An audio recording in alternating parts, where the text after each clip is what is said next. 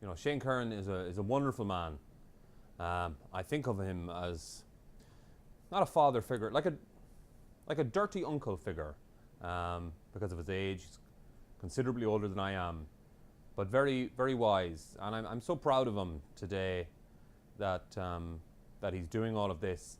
And I think primarily what I think of is, for a man who can barely read, the fact that he's written a book says a lot about his character.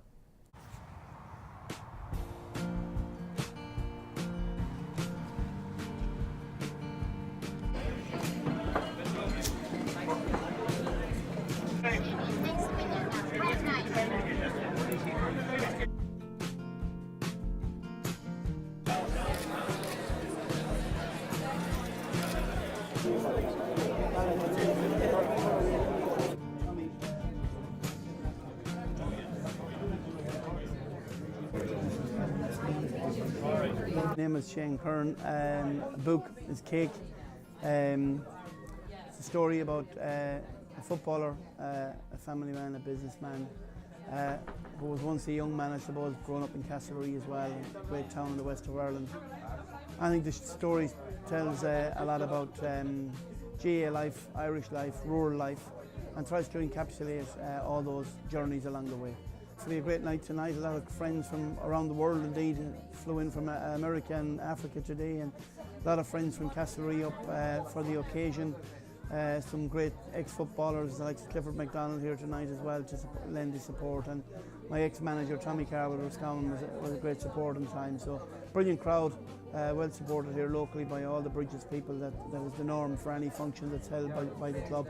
It was obvious even before I ever met Shane Curran that he was a charismatic personality, and a very talented footballer, and a very popular figure in GAA. Not the most successful in terms of winning All-Irelands or anything like that, or high profile, but in terms of his popularity and his charisma and just his notoriety in a way. I knew before meeting him that it was going to be an adventure doing a book with him, and that's exactly what it was, because he's very funny, he's a natural storyteller, he has a flair for comedy, he's also fearless in his comments, fearless in his opinions, and that's a pretty interesting and that's a pretty compelling cocktail of characteristics in any subject that you'd be looking for as a ghostwriter. I think the book is excellent, absolutely excellent piece of work. It was always going to be once he chose Tommy Conlon as the ghostwriter.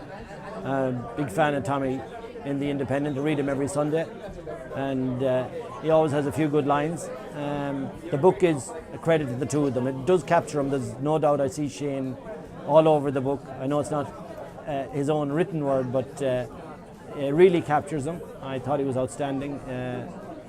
Great book, one of the best club autobiographies you're going to read this season, I'd say. Yeah, well, in fairness to Chris O'Dowd, he's been very good to me.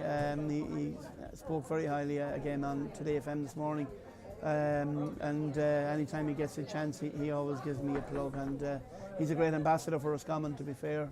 Great guy worldwide, and promotes the brand of Roscommon. And I find it lucky that my name is sometimes associated with such a great guy.